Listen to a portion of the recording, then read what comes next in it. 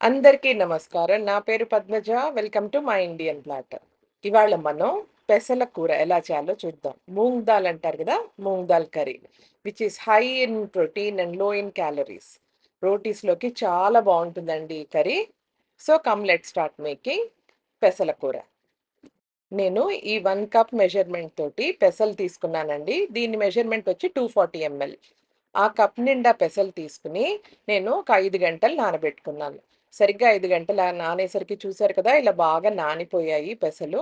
ఇప్పుడు మనం దీన్ని పక్కన పెట్టుకుందాం. ఇప్పుడు గ్రేవీ కోసం నేను 2 మీడియం సైజ్ ఆనియన్స్, అలాగే 2 బెంగుళూరు టొమాటోస్, 2 దేశీ టొమాటోస్ తీసుకున్నాను. ఇప్పుడు నేను ఒక కుక్కర్ తీసుకొని, దాన్ని కొంచెం వేడి చేసుకొని, ఆయిల్ మీరు కొంచెం వేసుకున్నాక, ఆయిల్ వేడెక్కాక కొంచెం జీలకర్ర వేసుకోండి. అది చిటపటమన్నాక ఇందాక 2 ఆనియన్స్ పక్కన పెట్టుకున్నాం గదా! వాటిని ఇలా సన్నగా చాప్ చేసుకొని వేసుకోవాలి. ఆనియన్స్ వేసుకోంగానే మనము 1/4 టీ స్పూన్ పసుపు, అలాగే 1 టీ స్పూన్ ఉప్పు ఇదేసి బాగా కలిపేసుకొని ఆనియన్స్‌ని కుక్ అవ్వనివ్వాలనమాట.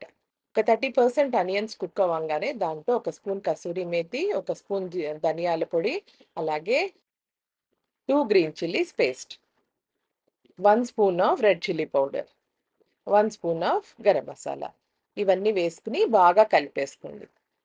ఇప్పుడు అడుగంటుతుంది కదా! ఇవన్నీ వేసేసరికి ఒక మాట దాన్నొక్క 2 నిమిషాలు నూనెలో ఉడికాక మనం వేసుకున్నవన్నీ వేడి వేడి నీళ్లు పోసుకొని జస్ట్ ఆనియన్స్ మునిగే వరకే పోసుకోండి.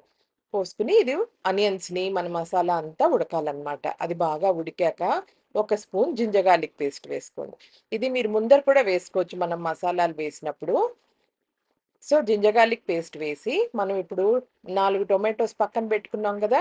వాటిని స్మూత్ పేస్ట్ కింద చేసుకొని, ఆ ప్యూరీని ఇప్పుడు యాడ్ చేసుకోవాలి. ఇప్పుడు టొమాటో ప్యూరీ గూడా బాగా ఉడకాలనమాట. ఈ ఆనియన్స్ గ్రేవీతోటి.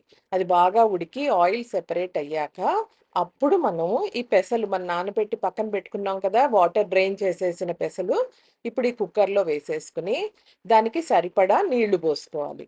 ఎంత అంటే పెసలు మునిగాక ఒక సెంటీమీటర్ పైకొస్తే సరిపోతుందనమాట.